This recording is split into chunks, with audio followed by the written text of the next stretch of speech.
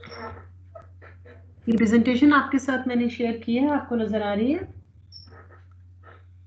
Yes ma'am.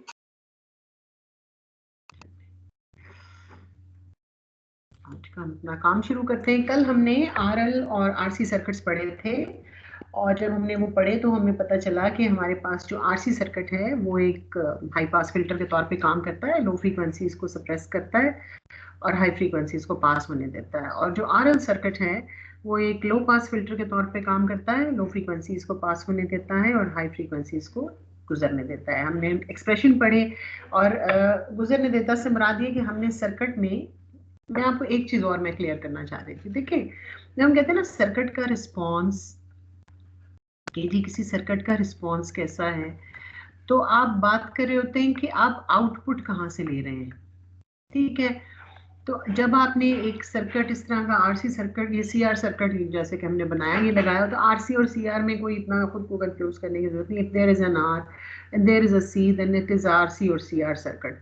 CR लिखने का मकसद ये होता है कि बेसिकली जो आप आउटपुट ले रहे होते हैं ना, वो रेजिस्टेंस के क्रॉस से ले रहे होते हैं। ठीक है, तो क्योंकि मैंने जब आरसी सर्किट का कल एनालिसिस किया था और मैंने एनालिसिस में करंट फाइंड किया था, और जो आउटपुट वोल्टेज है वो अगर मैं रेजिस्टेंस के अक्रॉस लूंगी तो that will be simply the current multiplied by the value of the resistor. तो ये वोल्टेज और करंट डायरेक्टली प्रोपोर्शनल होंगे, सिर्फ इसमें एक स्केलिंग फैक्टर रेजिस्टर का जो है वो इन्वॉल्व होगा। तो इसलिए जब हम सर्किट की रिस्पॉन्स की बात करते हैं ना, तो आमतौर पर हम देखते हैं कि रेजिस्टर के अक्रॉस हमें कैसा रिस्पॉन्स मिलेगा। ठीक है, तो कैपेसिटर के अक्रॉस अगर आप देखें ना, कैपेसिटर की वोल्टेज वीसी, तो वो आपको डिफरेंट मिलेगी, लेकिन रेजिस्टेंस की जो वोल्टेज है ना, वी आउट या वी नॉट, वो वैसी ही मिलेगी जैसा कि करंट है जिसके लिए हमने सर्किट को सॉल्व किया था। तो एक आपके माइंड में क्लियर होना चाहिए कि जो करंट है जहाँ जो आपने कल फाइंड किया, वो बिल्कुल उसका एक्सप्रेशन और उसकी शेप वैसी ही होगी जैसे कि रेजिस्टेंस की वोल्टेज की होगी, because the voltage and current are related by the factor of R, where R is a constant, a scaling factor. ठीक है, तो ये बात थी जो कि मैं चाह रही थी कि हमारे जहन में क्लियर हो। तो सीआर सर्किट के बारे में ये एक क्वेश्चन है, वो कहता है the AC response of a CR circuit is observed with an oscilloscope and the frequency of the forcing signal is adjusted until the response is phase shifted by 30 degrees with respect to the forcing signal. If this frequency is 27.56 kilohertz, what is the time constant of this circuit? ठीक है, तो आपको कल याद हो जब हम CR circuit की बात कर रहे थे, तो जो फेज था वो कहता है कि आपके पास एक सीआर सर्किट है, उसका हमने रिस्पांस देखा, यानी हमने करंट उसका ऑब्जर्व किया और ऑसिलोस्कोप की मदद से, और फ्रीक्वेंसी जो फोर्सिंग सिग्नल की थी, यानी वो फ्रीक्वेंसी जिसके ऊपर आप काम कर रहे हैं, वो फ्रीक्वेंसी 27.56 किलोहर्ट्ज थी। और ये क्या है? ये है F, which is equal to omega over 2 pi.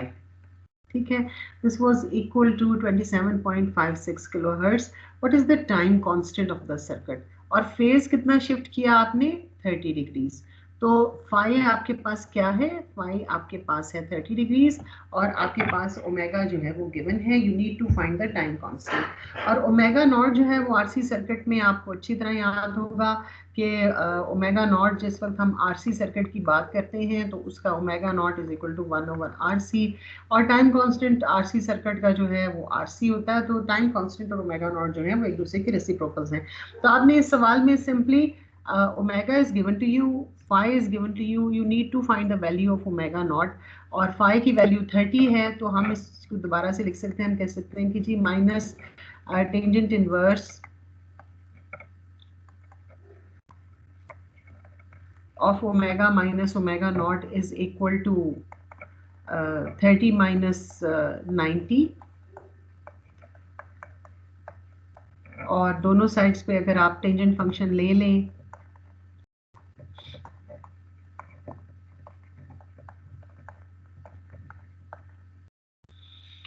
तो ये आपके पास आ जाएगा omega by omega naught will turn out to be equal to tangent of 60, और टेंजेंट ऑफ 60 आप में से कल किसी ने बताया था 1.732 टाइप की कुछ चीज आ रही थी। जरा फाइंड करके दीजिए what is tangent of 60। Ma'am 1.73। हुआ believe। ठीक है, तो आपके पास ओमेगा बाय ओमेगा नॉट जो है 1.732 आ गया। तो what is the value of omega naught? Omega not is equal to omega divided by 1.732।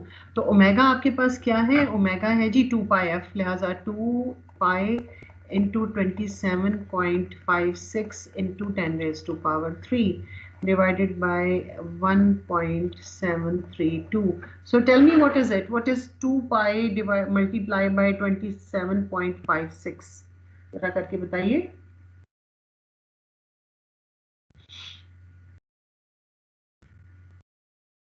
Ma'am 173.076।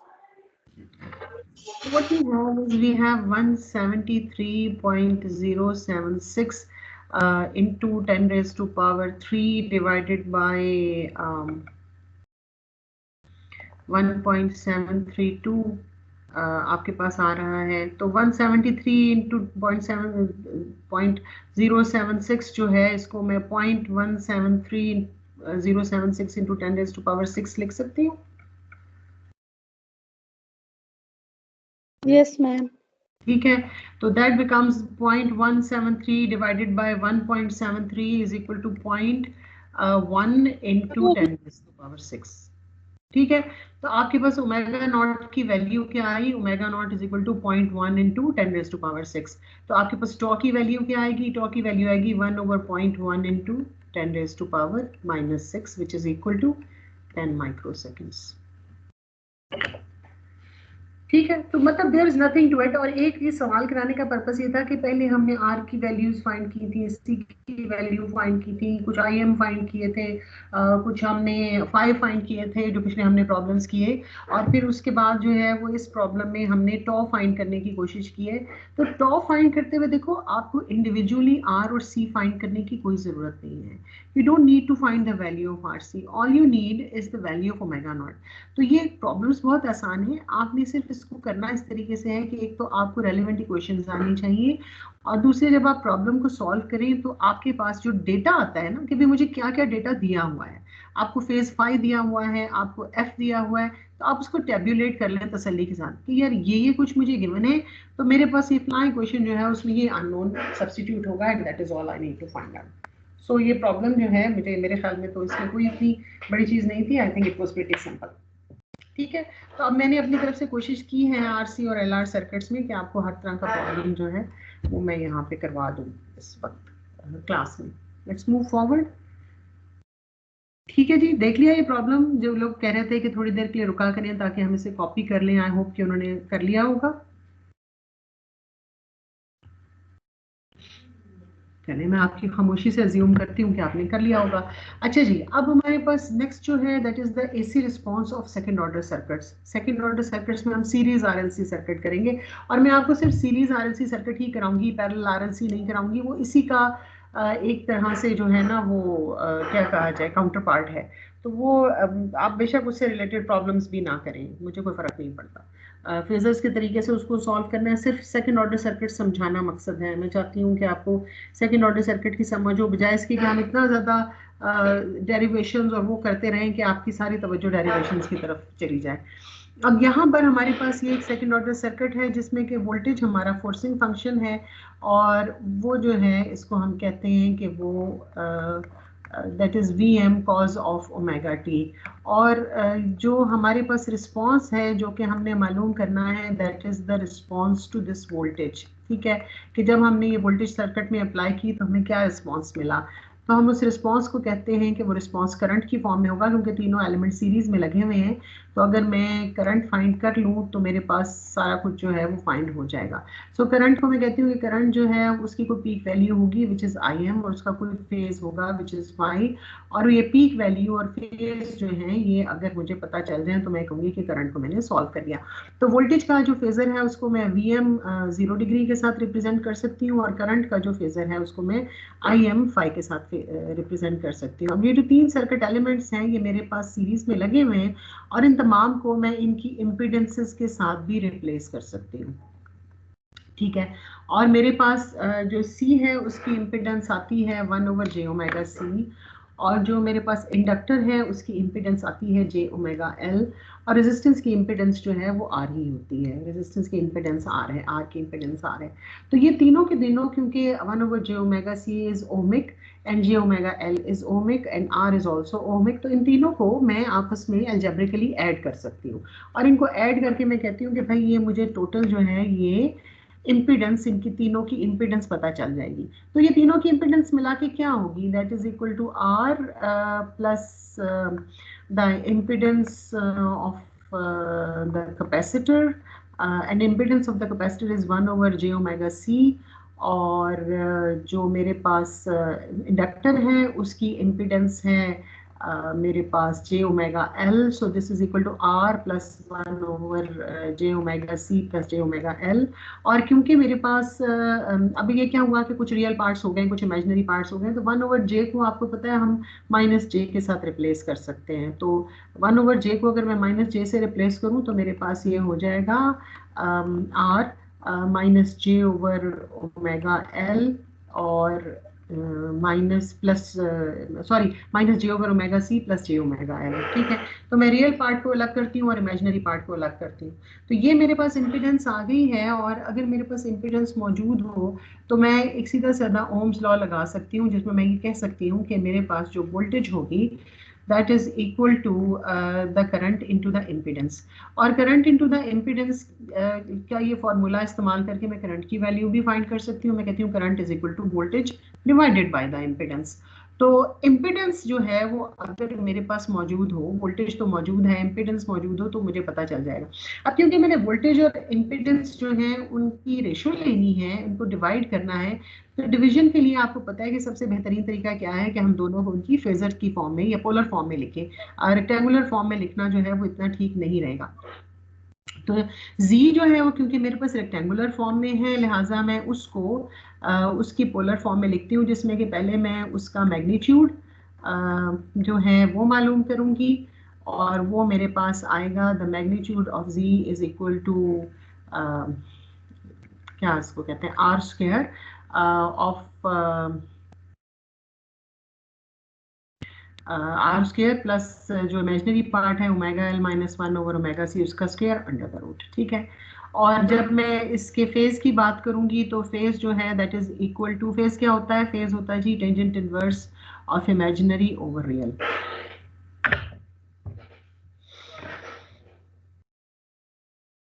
ठीक है, तो ये मेरे पास आ जाएगा इसका मैग्नीट्यूड, और ये मेरे पास आ जाएगा इसका फेज।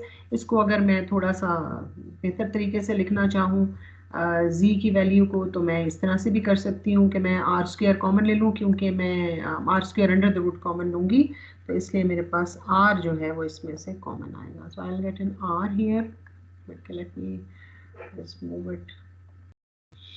तो जब हम z की वैल्यू फाइंड करते हैं तो that is r and with an under root of 1 plus 1/r² into ⍵l minus 1/⍵c whole square divided by और फेज जो है वो हम पहले ही जो हमने मालूम किया था, टेंजेंट इनवर्स ऑफ ⍵²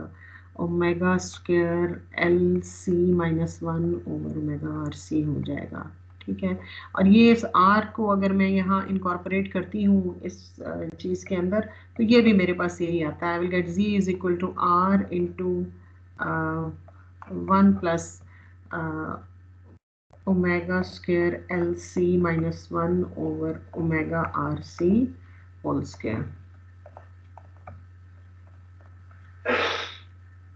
ठीक है जी, ये इस तरीके से आप इसको लिख सकते हैं, और z जो है और ये इसका फेज जो है ये यही आ जाएगा जो कि ऊपर हमारे पास इसका फेज था। और इसको और भी ज़रा आप तरीके से लिखना चाहें तो आप लिख सकते हैं, ये ⍵RC होल स्क्वायर जाए ऊपर चला जाएगा, this will be ⍵RC divided by r into 1 plus ⍵² LC -1 whole square under the root.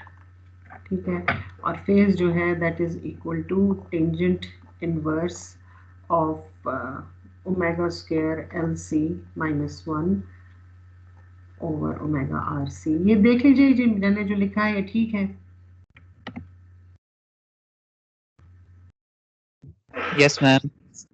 चलें, तो ये मुझे इम्पिडेंस जो है पता चल गई है। अब इस इम्पिडेंस को मैंने यहाँ पर जो मेरे पास जी जी मैम ये जब tan इनवर्स जो फेज है ये न्यूमरेटर में जाएगा तो ये नेगेटिव साइन आएगा साथ? जी, न्यूमरेटर में जाएगा तो नेगेटिव साइन आएगा, क्यों नहीं आएगा? अभी तो मैंने सिर्फ इम्पिडेंस को सिंप्लीफाई किया है। अच्छा ठीक है ठीक है ठीक है, सॉरी। नहीं नहीं, no need to be sorry. ये अलबत्ता ये मैंने गलती की है, आई एम सॉरी। ये मैंने this thing omega R C is not here, this is under this thing. ये दोबारा लिखना पड़ेगा, आई एम सॉरी। मुझे थोड़ा सा इरेज करके ठीक करने दो, दिस इज नॉट राइट।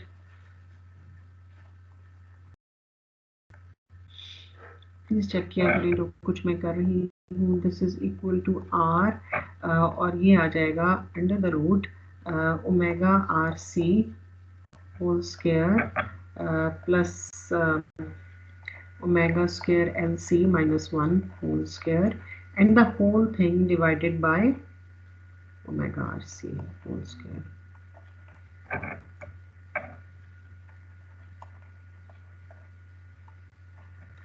अब चेक करें कि ये ठीक है।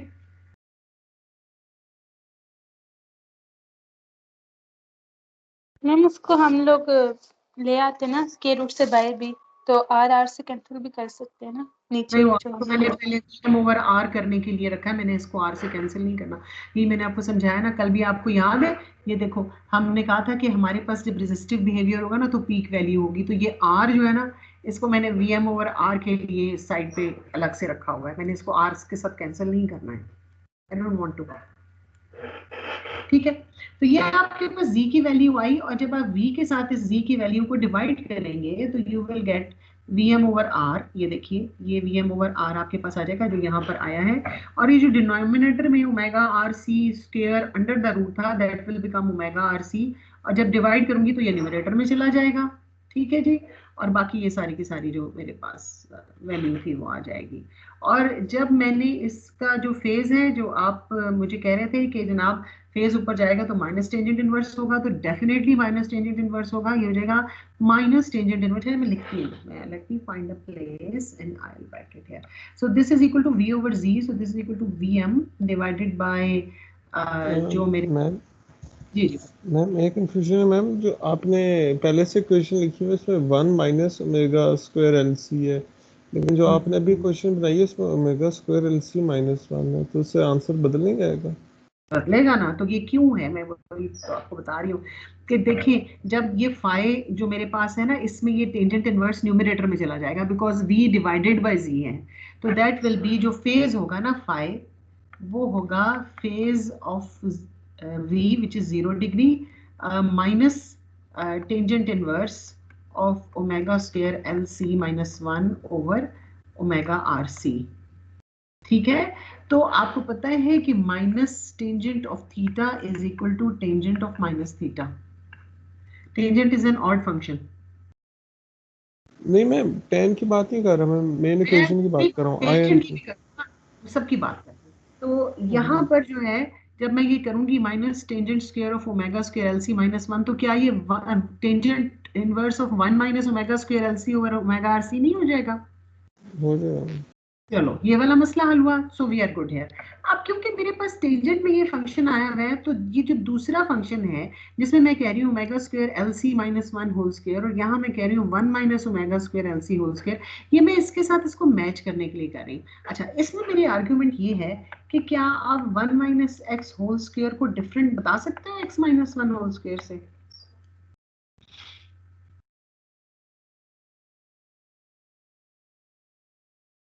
सही है मैम, कि यानी एक्सपेंड करने के बाद एक ही बनेंगे, ये कह रहे हैं? जी, वो एक ही टर्म को दोनों तरफ पैरेलल में, फेज में भी उसी टर्म को यूटिलाइज करने के लिए और आईएम में भी उसी टर्म को यूटिलाइज करने के लिए हमने उसको रीअरेंज करके रखा है। और उसमें हमने क्या किया है कि स्क्वायर की प्रॉपर्टी यूज की है कि 1 minus X whole square is equal to X minus 1 whole square. There is no way that you can tell the difference between two. दोनों के दोनों जो है ना वो आपके पास होंगे x square minus 2 x plus 1। Okay ma'am. ठीक हो गया? So that is the reason, ये इसके पीछे आर्ग्यूमेंट। ठीक है जी। तो अब आप लोगों को ये कन्विंस हो गया कि हमारे पास आई एम की ये वैल्यू आ रही है और फाई की जो है वो ये वैल्यू, ये सर्टेन वैल्यू हमारे पास आ रही है। तो अगर आप लोगों ने ये देख लिया तो can I move to the next slide.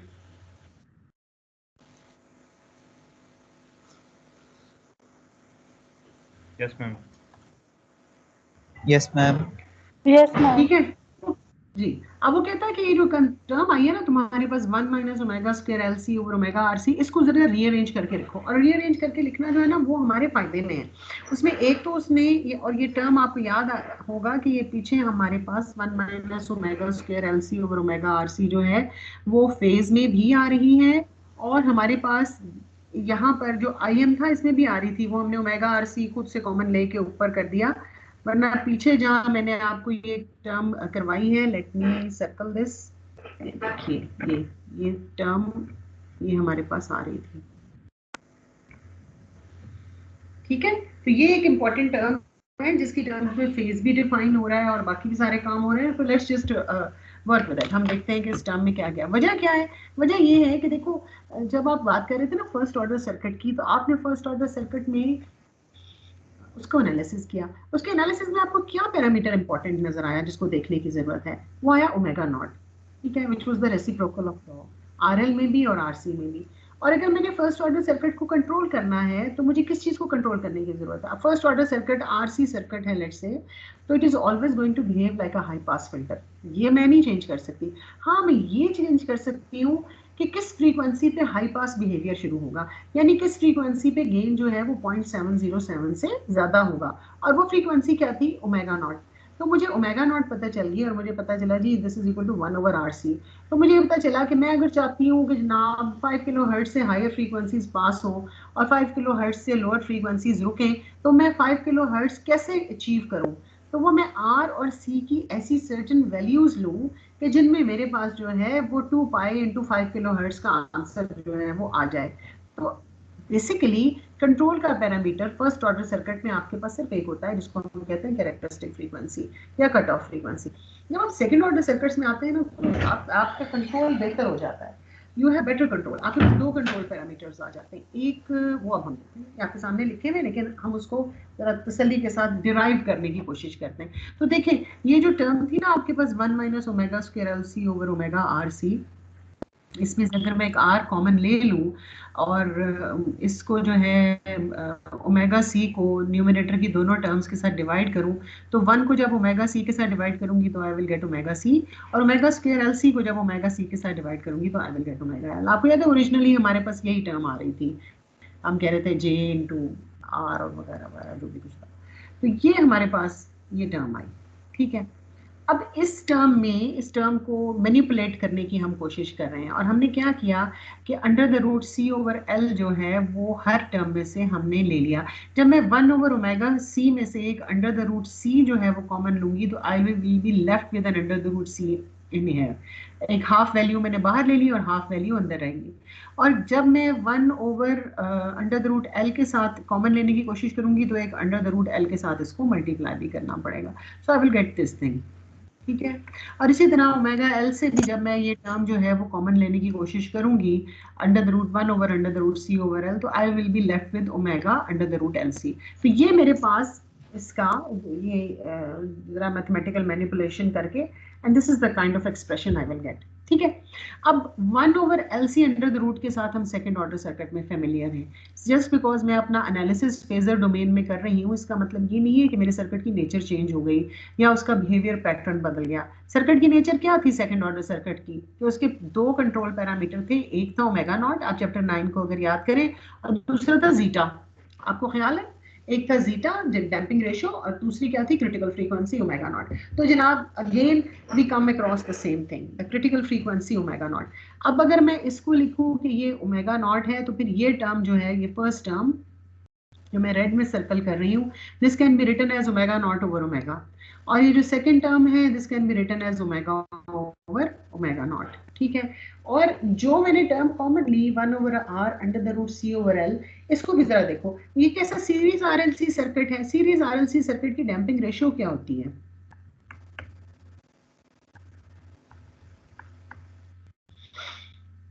यही होती है ना, और यहाँ पर मैं एक और टर्म डिफाइन कर रही हूँ जिसको मैं कह रही हूँ ये क्या है, ये क्वालिटी फैक्टर है।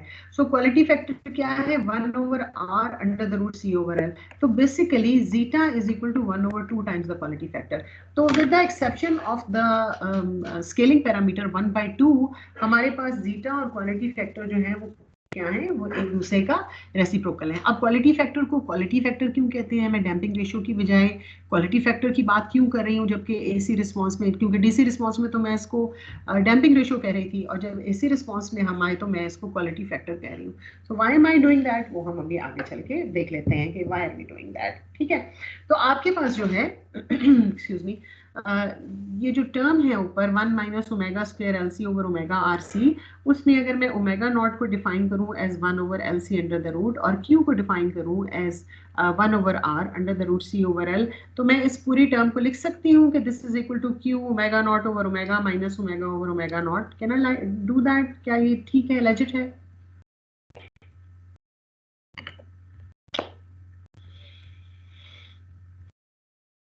मैम ये नहीं समझ आई कि ये ओमेगा नॉट ओवर ओमेगा ये वाला पार्ट कैसे आया है। देखो ना, अगर मैं कहूँ कि ये मेरे पास 1 over L C under the root divided by omega में लिखूं, ये जैसे टर्म है, और इसमें ओमेगा नॉट जो है उसको मैं कहूँ 1 over L C under the root है, तो ये term omega naught.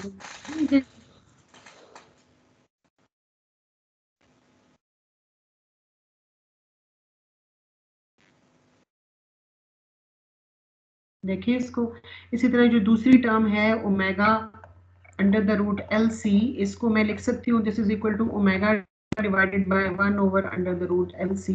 So this is equal to, this will become omega over omega naught. ठीक है मैम। ठीक हो गया? Yes ma'am.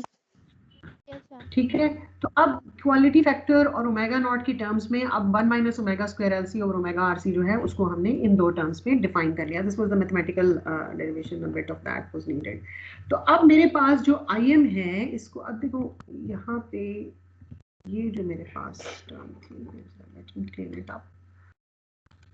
ये देखें, ये जो मेरे पास पूरी की पूरी ये चीज है, इसको मैं लिख सकती हूँ Vm over R 1 over 1 plus 1 minus omega square LC over omega RC whole square under the root। ठीक है, राइट? इसको मैं इस तरीके से लिख सकती हूँ। और अगर ये जो क्वालिटी फैक्टर और ये सारा कुछ जो मैंने डिफाइन किया था उसके लिहाज से मैं लिखूं, तो this becomes 1 over 1 plus q into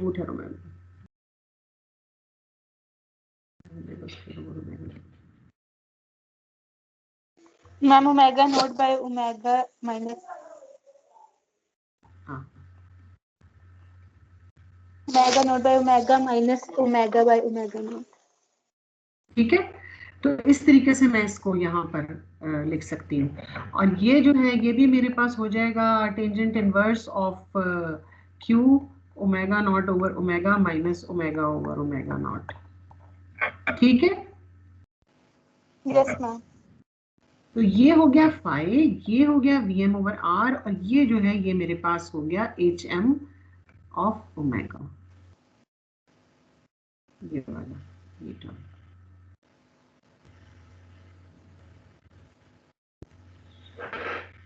ठीक है बच्चों? Yes ma'am. Yes ma'am. ये उसने यहाँ पे जरा क्लियर करके लिख दिया, उसने कहा Im is equal to Vm over R Hm of omega, where Hm of omega is equal to 1 plus q square omega naught over omega minus omega over omega naught and the whole thing squared, and phi of omega is equal to tangent inverse of q omega naught over omega minus omega over omega naught। अच्छा, अब आप मुझे बताएं कि आपके पास कितने controlling parameter आते हैं? दो, एक q और एक ओमेगा नॉट। तो आपने अगर एच एम ऑफ ओमेगा को प्लॉट करना है या फाई ऑफ ओमेगा को आपने प्लॉट करना है, तो आप ये नहीं कर सकते कि क्यू को भी बदलते रहें और ओमेगा को भी बदलते रहें। आप करेंगे क्या कि एक वक्त में क्यू की एक सर्टेन वैल्यू यहाँ सब्स्टिट्यूट करेंगे, let's say Q is equal to 0.5, Q is equal to 0.8, Q is equal to 1, 1.2, 1.4, और क्यू की हर वैल्यू के लिए एक क्यू की सर्टेन वैल्यू लेके आप ओमेगा की वैल्यूज को चेंज करेंगे और कर्व जो है ना वो प्लॉट कर लेंगे। यानी you will get a curve for one value of Q, or the curve of hm of omega or the curve of phi of omega, and you will get a curve for another value of q. तो q के different values के लिए हर value के लिए you will get another curve. तो इसको हम कहते हैं कि हमारे पास जब हम इस response को plot करेंगे तो we will get a family of curves और each curve corresponding to a value of q. अच्छा, अब इसमें जरा मुझे प्लीज एक दो बातें बताएं। मुझे बताएं एच एम ऑफ ओमेगा क्या होगा जब ओमेगा 0 हो।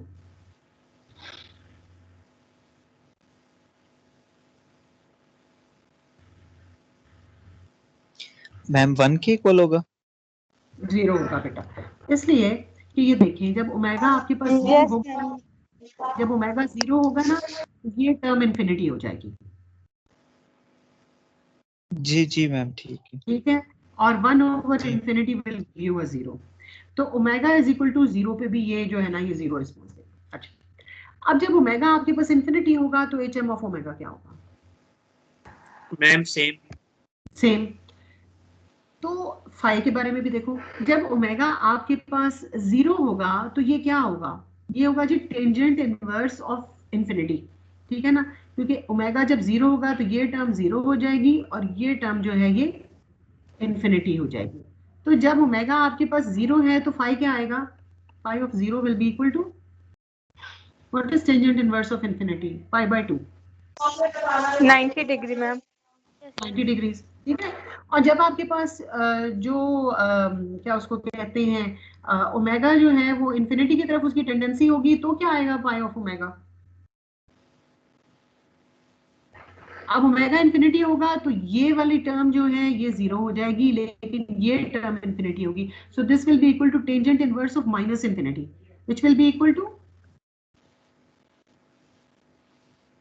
माइनस 90 डिग्री, ठीक है।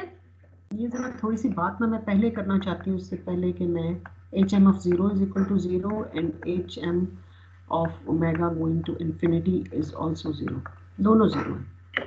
अच्छा, अब पता ये चला कि इस सर्किट में लगा हुआ था एक कैपेसिटर और एक सर्किट में लगा हुआ था इंडक्टर। तो कैपेसिटर क्या है? कैपेसिटर है हाई पास।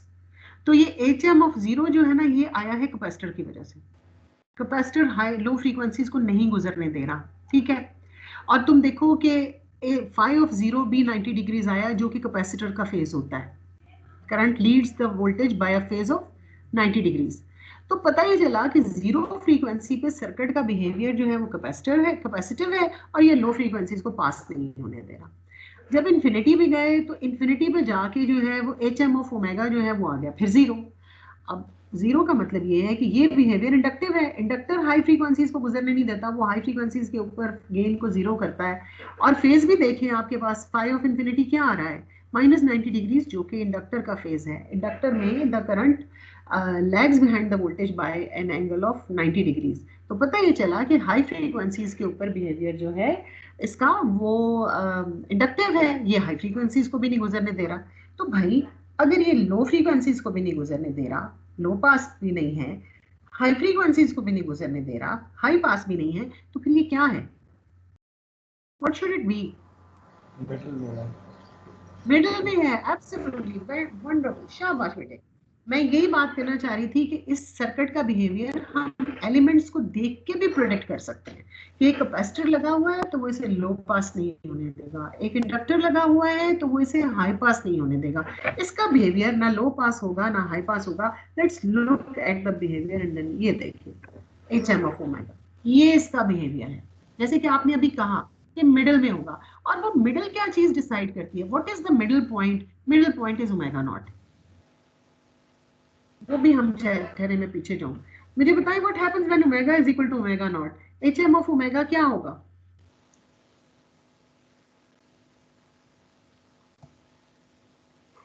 इसको सामने देखो इक्वेशन मैम 1 हो जाएगा। 1 हो जाएगा, 1 हो जाएगा। अब पाश तो बिहेवियर क्या हो जाएगा जब omega is equal to omega not है? तो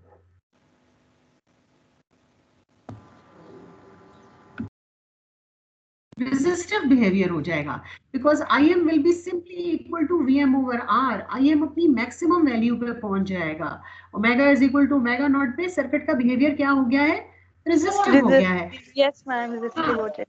ठीक है, और वो तुम कंफर्म भी कर सकते हो फाई ऑफ ओमेगा को देख के। देखो जब ओमेगा ओमेगा नॉट के बराबर है तो फाई ऑफ ओमेगा क्या आएगा? टेंजेंट इनवर्स 0 0 आ जाएगा ma'am, phase difference 0। Phase difference 0, और फेज डिफरेंस 0 किस एलिमेंट का होता है? रेजिस्टेंस का। ठीक है, तो now we are clear about things कि लो फ्रीक्वेंसीज पे बिहेवियर क्या है? कैपेसिटिव है, नहीं गुजर सकती। हाई फ्रीक्वेंसीज पे बिहेवियर इंडक्टिव है, नहीं गुजर सकती। मिडिल में एक फ्रीक्वेंसी है जिसको कि हम ओमेगा नॉट कहते हैं, और वो ओमेगा नॉट जो है that is equal to 1 over LC under the root. इस फ्रीक्वेंसी के ऊपर बिहेवियर जो है वो टोटली क्या हो जाएगा? वो रेजिस्टिव हो जाएगा। और ये फ्रीक्वेंसीज हैं जिनको कि ये गुजरने देगा। ये देखो इन फ्रीक्वेंसीज के ऊपर गेन क्या है तुम्हारे पास? The gain is equal to 1। जब आपके पास ओमेगा बाय ओमेगा नॉट 1 है, या omega is equal to omega not है ना, when your operational frequency is 1, तो पता ये चला कि ओमेगा नॉट जो है, जब दो कंट्रोल पैरामीटर्स के काम क्या है। ओमेगा नॉट जो है ये वो फ्रीक्वेंसी है जिसपे कि आप ये देखिए फेज प्लॉट में आपके पास फेज जो है वो 0 है, और आपके पास HM ऑफ ओमेगा जो है ये क्या है? That is equal to 1। तो आपका बिहेवियर रेजिस्टिव है। अब क्वालिटी फैक्टर क्या रोल प्ले करता है? क्वालिटी फैक्टर ये रोल प्ले करता है कि कौन सी फ्रीक्वेंसीज गुजर सकती हैं। वो फ्रीक्वेंसीज जहां पे गेन 0.707 तक हो, है ना। तो देखो जब क्वालिटी फैक्टर यहाँ पर 0.5 है तो सॉरी, क्वालिटी फैक्टर यहाँ पर तुम्हारे पास 0.5 है, तो ये देखो एक वाइड रेंज ऑफ फ्रीक्वेंसीज हैं जो कि गुजर सकती है। ठीक है, जब क्वालिटी फैक्टर जो है वो 0.5 की जगह 1 हो गया, ये क्वालिटी फैक्टर हो गया 1 वाला क्वालिटी फैक्टर हो गया, तो क्या फर्क पड़ा?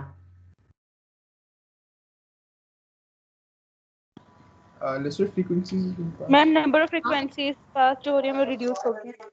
Absolutely, the band of frequencies that is allowed to pass वो रिड्यूस हो गया। फिर आपने क्वालिटी फैक्टर को और बढ़ा के 2 पे कर दिया, तो ये देखिए आपका जो बैंड ऑफ फ्रीक्वेंसीज था जो पास हो सकता था वो और भी रिड्यूस हो गया, वो और भी स्मॉलर हो गया। ये देखिए यहाँ पे हम इसको अगर देखें, पता नहीं मेरा ये कलर आपको नजर आ रहा है कि नहीं, हरा जो कुछ भी है, तो ये जो है ये आपके पास क्वालिटी फैक्टर ये डिसाइड करता है कि जो बैंड ऑफ फ्रीक्वेंसीज है जिसको कि आप गुजरने दे रहे हैं वो कितना ज्यादा वाइड होगा। तो गुड क्वालिटी मीन्स कि बैंड ऑफ फ्रीक्वेंसी नैरो हो, और bad quality mean, bad quality भी नहीं कहना चाहिए, आपकी मर्जी है ना। लेट्स से कि आप एक टीवी पे एक चैनल सुन रही हो, कोई ऑडियो चैनल सुन रही हो, और उसमें से आप एक फ्रीक्वेंसी को सिंगल आउट करना चाह रही हो, तो कैसे सिंगल आउट करोगी? कैसे मैं कहूँ जी FM 100 सुनना है, क्या करूँ?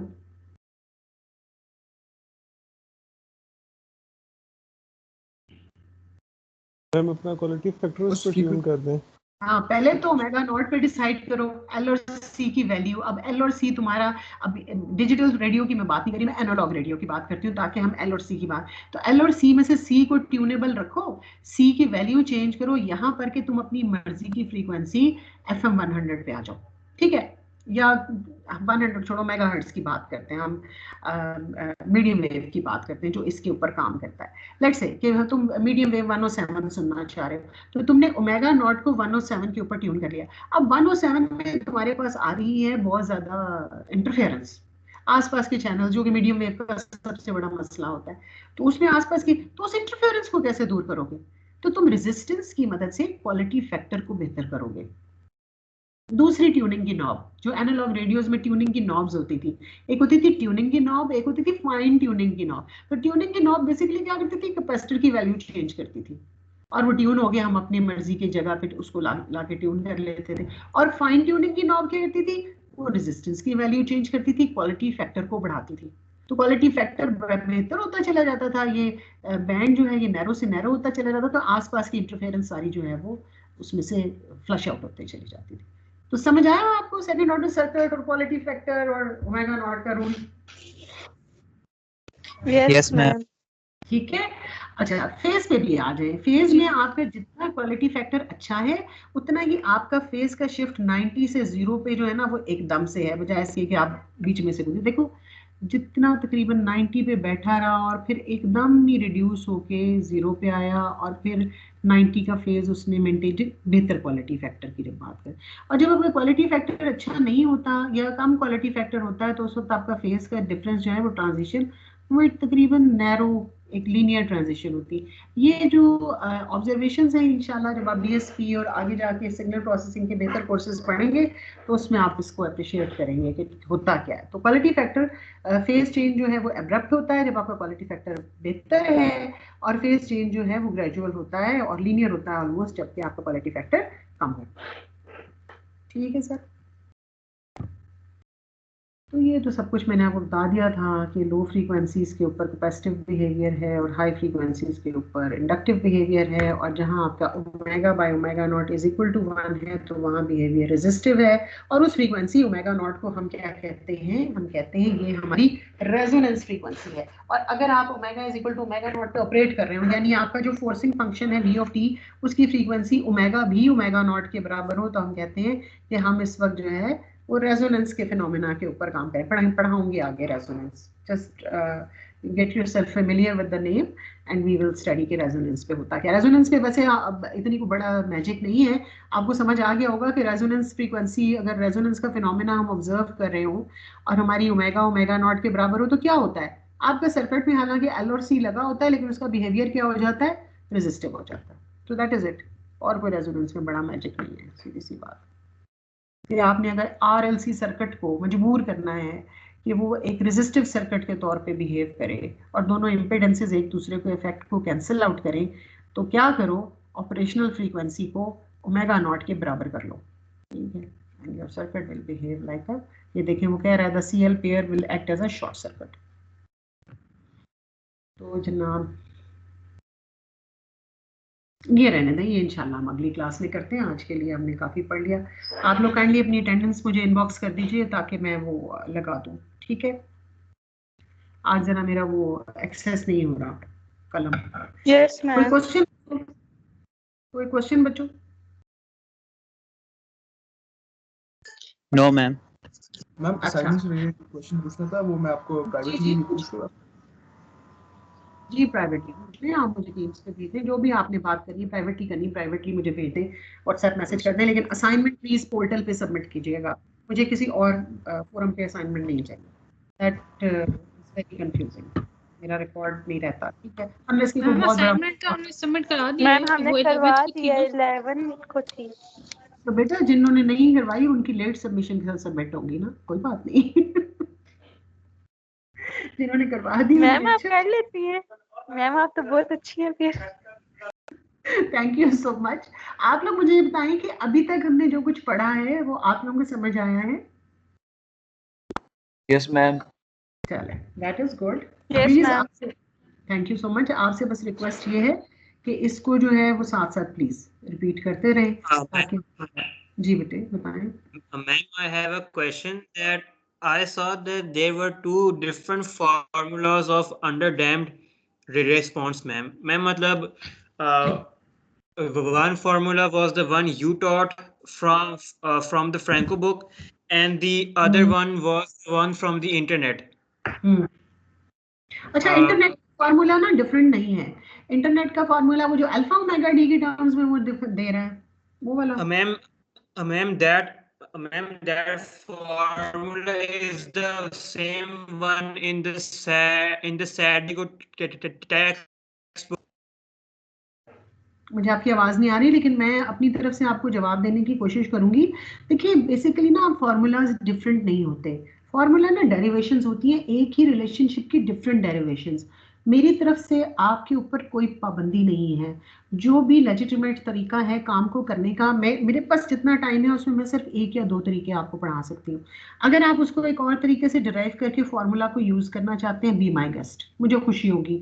मैं कभी भी नहीं चाहूंगी कि मैं बच्चे को लकीर का फकीर बनाऊं कि बस जी जो मैं पढ़ा रही हूँ बस उसी फॉर्मूला को लगा के सवाल सॉल्व करो, नहीं तो मेरी तरफ से 0 है। Not at all. अगर तुम खुद से पढ़ते हो, इंटरनेट के रिसोर्सेज को एक्सेस करते हो, जरूर करो। इतनी ज्यादा नॉलेज है, मैं क्यों आपको रोकूं कि आप यूट्यूब की वीडियोस ना देखें। मैं सिर्फ आपसे ये रिक्वेस्ट करती हूँ कि प्लीज उसको देख के समझें और अपने हाथ से काम जरूर करें, क्योंकि खाली वीडियो को देख के ना चीज पूरी तरह उस वक्त लगता है कि मैं भी जब करती हूँ ना किसी कॉन्सेप्ट को समझने के लिए, तो जब मैं वो वीडियो देख के हटी हूँ तो मुझे लगता है हाँ जी मेरे बिल्कुल बात देखो इसने कितनी अच्छी समझाई, मुझे बिल्कुल समझ आ गई, लेकिन वो उसी तरह ही दिमाग से ना निकल भी जाती है। तो काइंडली उसको एक दफा अपने हाथ से करके जरूर देख लो, बाकी करो जो जो चीज ठीक है करो, मुझे क्या एतराज हो सकता। मैम वो सैडिको की टेक्स्ट बुक में भी वही सेम फॉर्मूला है मैम। जी जी मतलब जो करेंगे, लेकिन आपसे मैं एक्सपेक्ट ये करूंगी कि आप ये जरूर देखेंगे कि वो फार्मूला आया कहाँ से। जैसे मैंने जो आपको पढ़ाया है मैंने आपको डिराइव करके बताया कि वो आया कहाँ से। माइंडलेसली उसको यूज मत करो, उसको जरूर देख लो। वो मुझे पता है वो अल्फा की टर्म्स में जो उसने दिया हुआ है, कर लें, इस्तेमाल करें जरूर। मैम ये साइन और कॉस की बात कर रहे हैं, वो उसने क्या किया हुआ है ना कि cos of alpha plus beta को cos of alpha sine of beta plus sine of alpha. हाँ जी खोल के कर लें, जैसे मर्जी कर लें। वो देखिए ट्रिग्नोमेट्रिक आइडेंटिटीज को 10 तरीके से मैनिपुलेट किया जा सकता है, वैसे कर लें। वो इनिशियल कंडीशन मैंने आपसे पूछा था, टीम से पूछा था मैम मैंने आपसे यही याद है आपको? हाँ बिल्कुल, इसलिए करें जरूर करें, कोई ऑब्जेक्शन नहीं है। मैथ्स हुआ और ये टेक्निकल जितने भी हमारे सब्जेक्ट्स हैं इसमें इतनी रिसर्च हुई हुई है। ऑफ कोर्स टेक्स्ट बुक्स में एक लिमिटेड चीज पढ़ाई जा सकती है, अगर आप खुद से कुछ सीखते हैं बहुत अच्छी बात, उसको जरूर अप्लाई करें। Any other question? मैम मेरे ख्याल से मैं अभी पूछ रही थी क्वेश्चन, क्योंकि एक दो लोगों को और क्वेरी आई थी उस क्वेश्चन में असाइनमेंट के। लाइक 5 मिनट्स लगेंगे, 2 to 3 मिनट्स लगेंगे वो मतलब आंसर करने में। तो अगर आपसे अभी पूछ लूँ मैं बाद में पूछ लो, मैं अपना टीम जो है ना उसको बार बार देखती रहती हूँ। अगर किसी क्वेश्चन की कोई स्टूडेंट की क्वेरी हो तो आप बाकियों से पता कर लें। मेरी कोशिश होती है कि मैं ज़्यादा से ज़्यादा 15-20 मिनट घंटे में इसको रिप्लाई कर दूँ। चलो सही है, ठीक है, कोई मसला नहीं। चलें जी, thank you very much, thanks for your time. मैं रिकॉर्डिंग ऑफ कर दूँ इंशाल्लाह।